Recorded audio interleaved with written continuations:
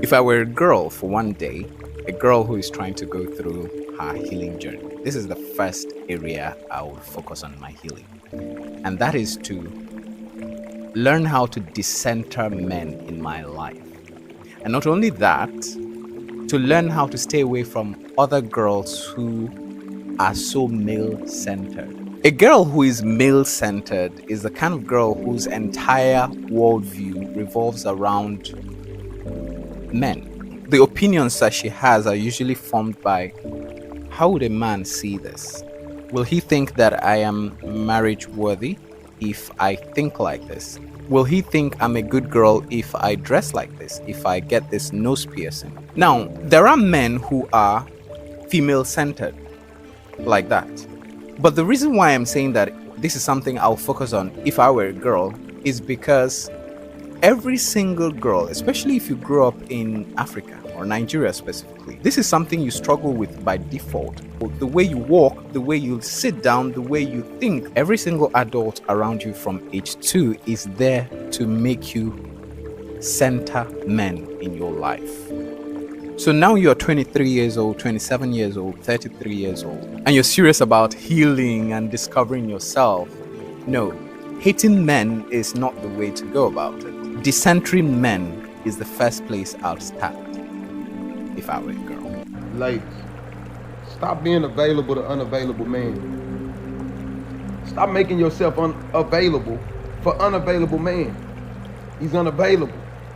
He don't have time for you. He's running the streets, selling drugs, kicking it with his partners, hanging out all night. Then boom, he locked up. Baby, I love you. I promise I'ma change. I'ma do better. I don't know where my mind was at. I was tripping. All those things are the things that you will hear once he's incarcerated. Because he was unavailable to you when he was free. He didn't have time for you. He nagged because you wanted him to lay down and watch that boring movie.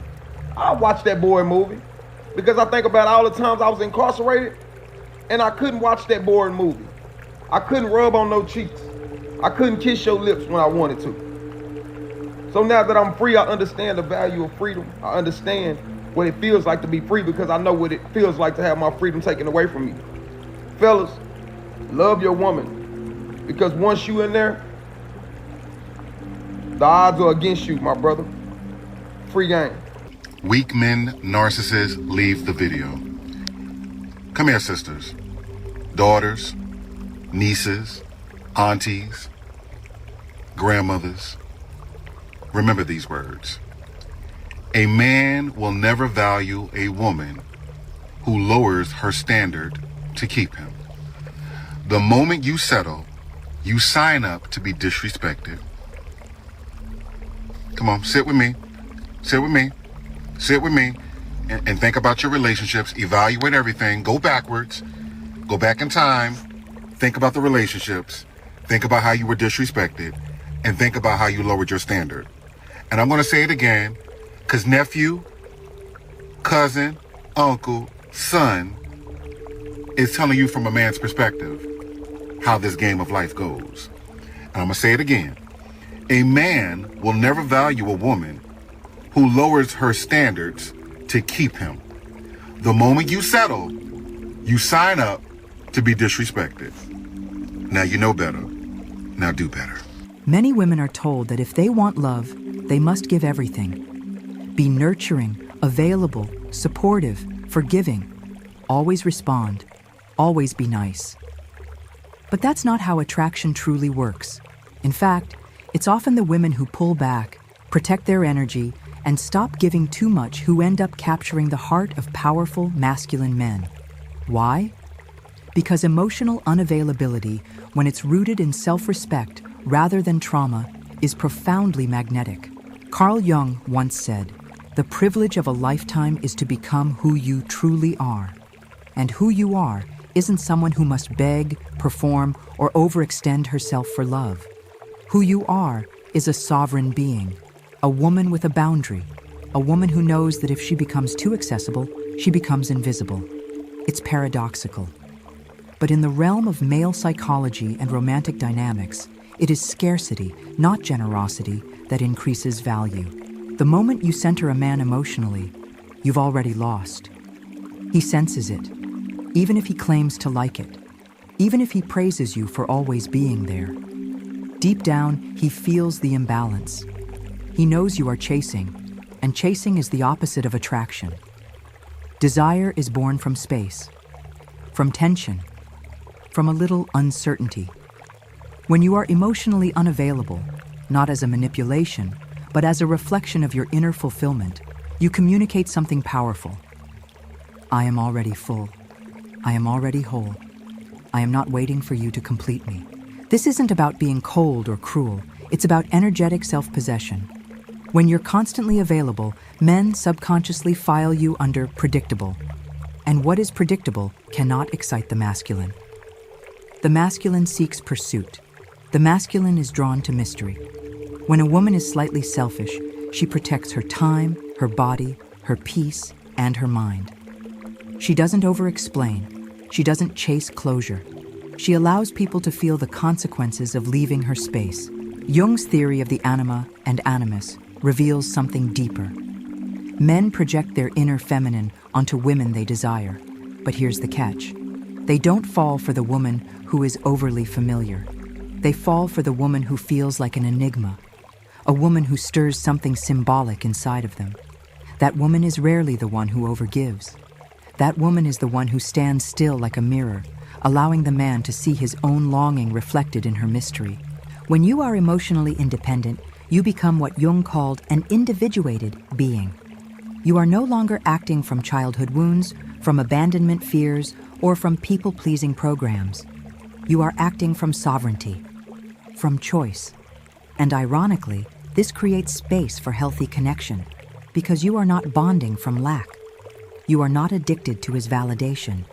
And when a man feels that you don't need him, he starts to want you. Most men aren't chasing a woman. They're chasing a feeling of aliveness, a challenge, a test of their masculine worth. And the moment you become too accessible, too emotional, too available, you become safe, but not in a good way. You become energetically maternal. The man no longer feels the polarity. He starts treating you like a therapist, like a mom, or worse, like a convenience. And convenience breeds contempt. A selfish woman is not evil. She is just someone who has integrated her inner masculine. She does not betray herself to be chosen. She does not explain away bad behavior. She does not answer texts at 1 a.m. She does not agree to last-minute dates. She does not rearrange her schedule for crumbs, because she knows she is the prize. She doesn't say it, she lives it. And men feel that energy in their bones. Let's talk about psychological projection. Carl Jung taught that projection is when we see in others what we have not integrated in ourselves. If you are constantly attracting emotionally unavailable men, you must ask, where am I emotionally unavailable to myself? Where am I abandoning my own needs in pursuit of someone else's attention? Because the pattern won't break until you stop betraying yourself. Availability is not love. Availability without boundaries is self-erasure. And self-erasure is invisible. A woman who is always available becomes background noise. She becomes the wallpaper of a man's life. He knows she's there. He knows she'll answer. And so he never looks deeply. He never fears losing her. He never respects her limits because she has none.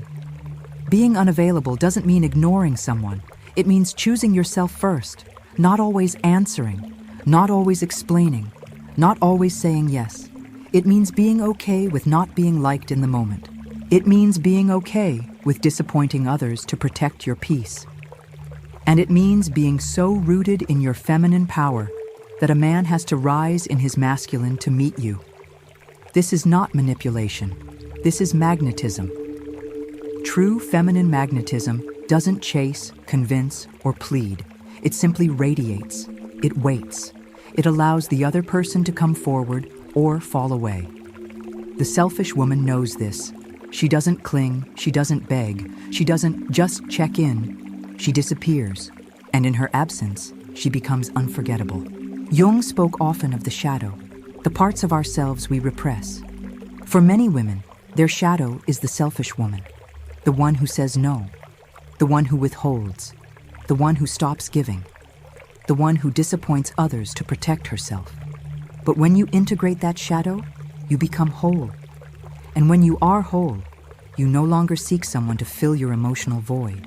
Modern dating is chaotic because women are taught that giving makes you love. But real love begins with giving to yourself, with honoring your body, with saying no, with walking away, with not explaining, with having standards that make others uncomfortable. Because your goal is not to be liked, your goal is to be respected. And respect always comes before devotion.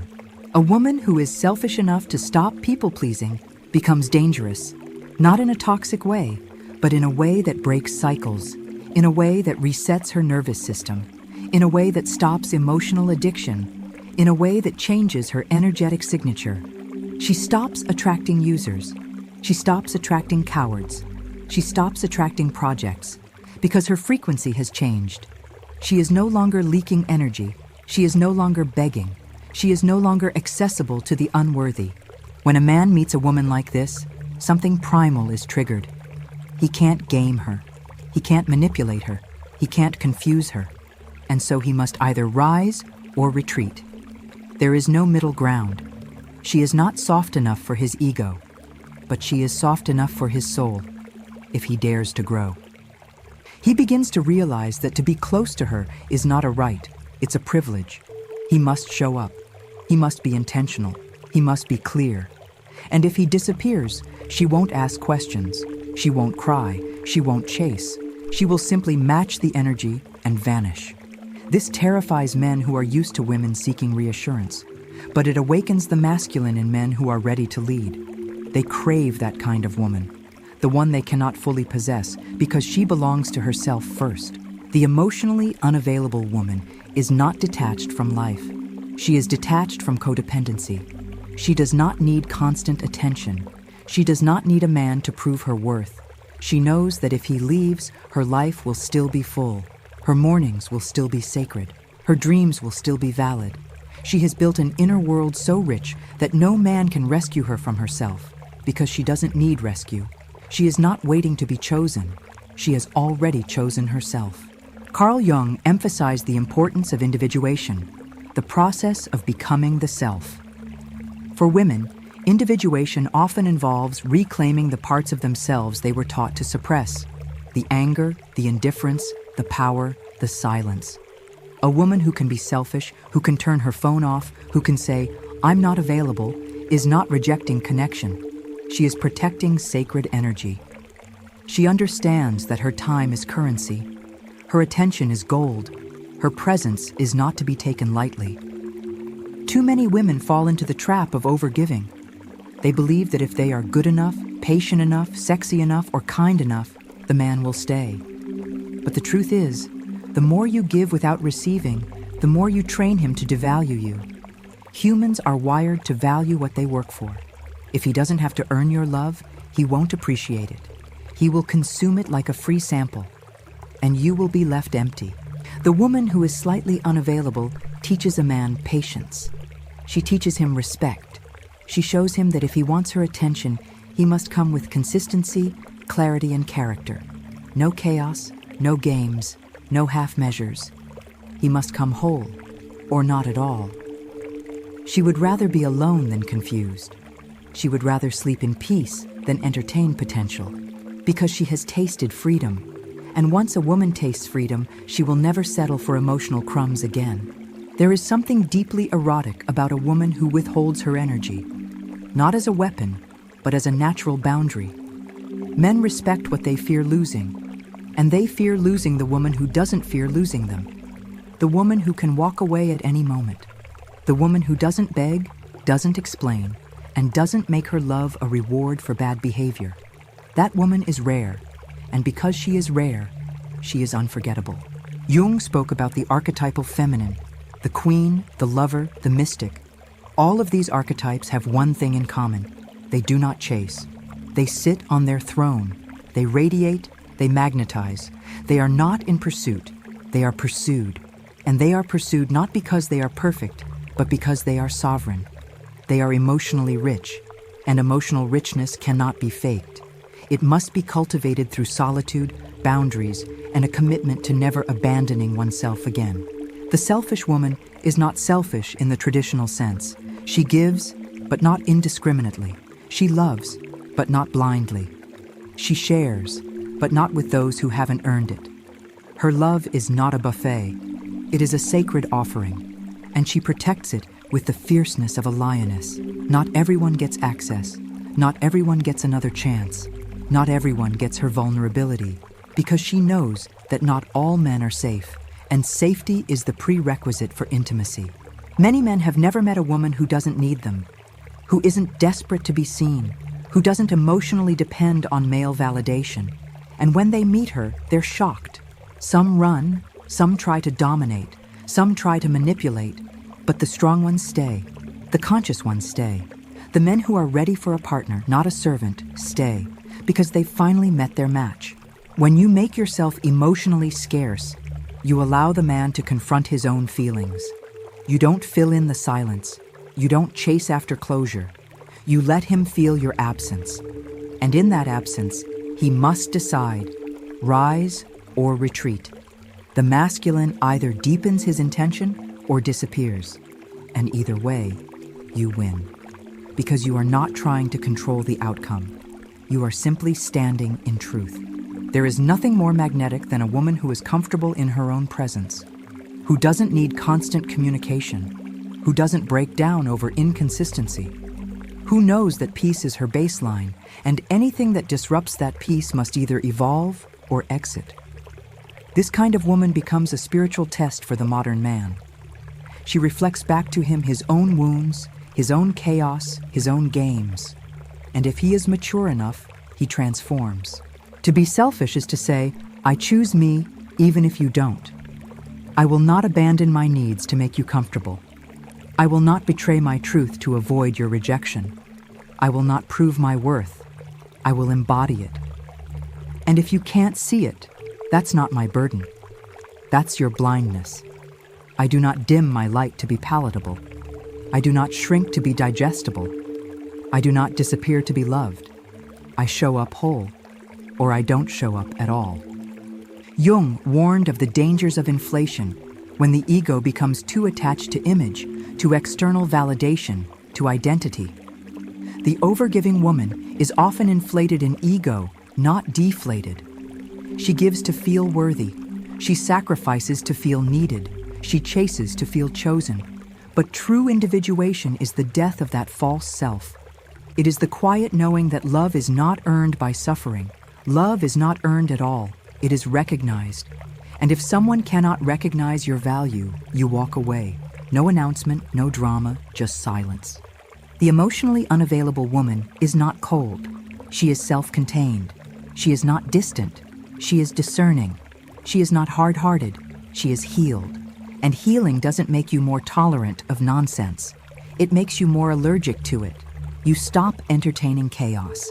You stop tolerating inconsistency. You stop giving second chances. Because your nervous system is sacred. Your peace is sacred.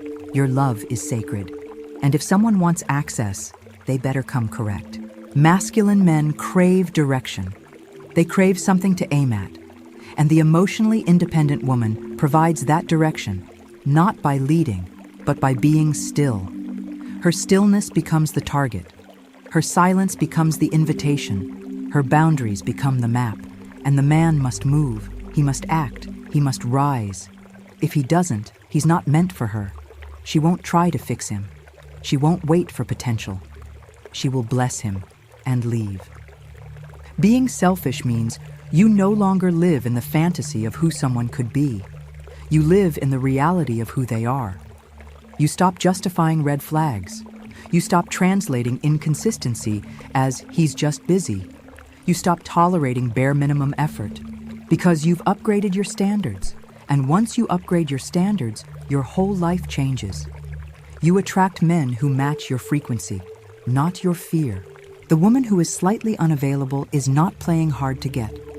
She is hard to get because she has standards, she is busy, she is fulfilled, She is building something. She is not sitting by the phone. She is not replaying old texts. She is not waiting for breadcrumbs. She is feeding herself, and from that fullness she chooses, not from lack, not from fear, from sovereignty.